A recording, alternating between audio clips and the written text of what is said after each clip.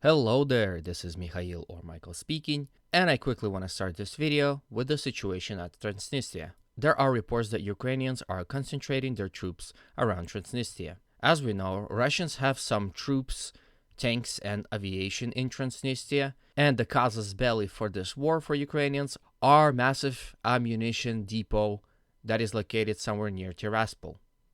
There are reports coming in of possible provocation and even invasion.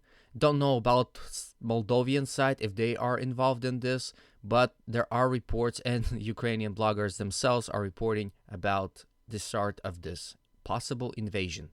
Overall, it's hard to say exactly what's happening. Maybe it's a hoax, but I just want to point out a small little detail. Don't you find it funny how the moment Ukrainian had felt strength and backing from NATO, they are started talking about aggressive expansion? So how about not attacking another country? How about being peaceful Ukraine? Well, maybe that's Orwellian style thing. Maybe I'm stupid and I don't understand real politics. But yeah, so I guess we can see an Ukrainian aggression towards Transnistria. If you have something to say about all this situation, please do it in the comments section. I would like to hear your opinion on it. Overall, it's an interesting yet very controversial topic. And again, time will show where all this will go.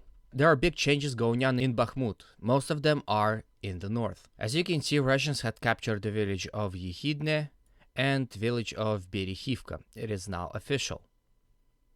And they are continuing their attack towards overall direction of this road. They're also attacking towards village of Dubova-Vasilivka. It is located in the valley in between two hills. So I would assume that if Russians were to capture this hill, they will overlook whatever Ukrainian positions they have in Dubova-Vasilivka and the other hill right here. So Russians need to capture it fairly quickly. To recap, you have to understand that Ukrainians have blown up this bridge right here, so this road cannot be used for a retreat. This little area right here is possible to cross because the canal is underground, but you have to remember that very soon the frozen lands will become muddy and only infantry can pass through this bottleneck. So this leaves the only operational road for potential retreat. And Russians are creeping ever close to it, and if Russians were to capture it and cut it off, Bakhmut will be in operational encirclement. Here is an overall change of what happened. As you can see, not much changed in the city itself, but Russians are pushing, and I think it is a question of time when Russians will capture this whole eastern side of Bakhmut. Russia continues its attack towards the village of Zalisyansky, but Ukrainians made it into a fortress, and Russians are having a hard time attacking that way. Hey, if you like my content so far, please consider liking, subscribing, and commenting, as again, it is good for YouTube algorithms, and overall, that would make my day so much better and brighter, and overall, make me really, really happy. Thank you in advance. Let's continue on.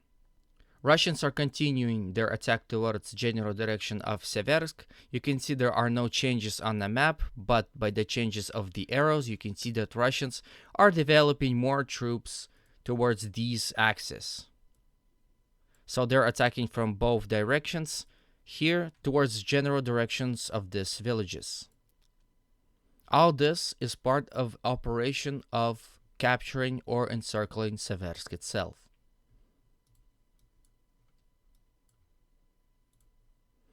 As you can see, no changes at Liman front. Russians are continuing fighting hard. Both Russians and Ukrainians are reporting heavy artillery bombardments, so both Ukrainians and Russians exchanging artillery fire, striking and paralyzing each other's logistical systems. But overall, there is no change on this whole axis. There is no success in Dvorichna. Kupiansk is safe for now, but we will see what will happen later. Now we have Avdiivka front.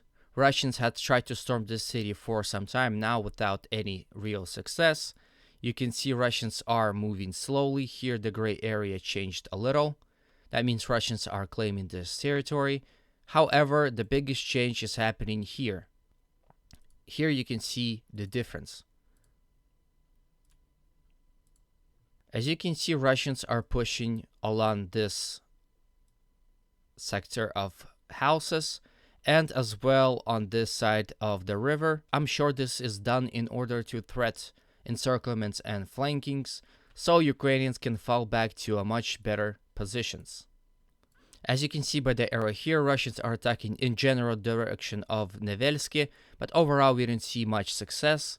There is change in Marinka front. Here you can see what had changed exactly. As you can see, Russians had punched through and are very close to capturing the Pobieda village. As you can see, Pobieda is sort of in the middle of this supply route. So that's -1 supply road for Marinka or Konstantinivka. And Russians can use this road to advance neither towards Marinka from the south or Konstantinivka from the north. So this road can be exploited by Russian troops to move their tanks fast and effectively. There are no changes in Vuhledar. This map shows once again that Russians are attacking, but that was the case for a few days now. There are reports coming in that Russians had stopped attacking towards this direction and once again trying to do something else. No changes in the overall Zaporizhzhia fronts. As you can see, Russians are probing attacks towards Orikhiv. There are reports of heavy bombardments all over this area right here. Russians are trying to paralyze Ukrainian logistical systems, and while doing that are attacking towards Novodanilivka and Orikhiv itself, but overall we don't see any change. If you're still here, I want to touch on the subject of possible Russian massive attack on the anniversary of this war. There are reports that Russians might attack from Belarus border once again. Some reporting that Russia are only having somewhere from 5 to 10,000 troops and some tanks. Some reporting that Russians are massing about 100,000 troops. It is hard to say who's right or wrong. I guess time will show. But overall, I don't think that Russians will attack Kiev. I think Russians will attack somewhere where they already had some success. My guess is that they might deal with this situation right here, because as you can see, Russians are a bit of exposed here and they need to even their front line.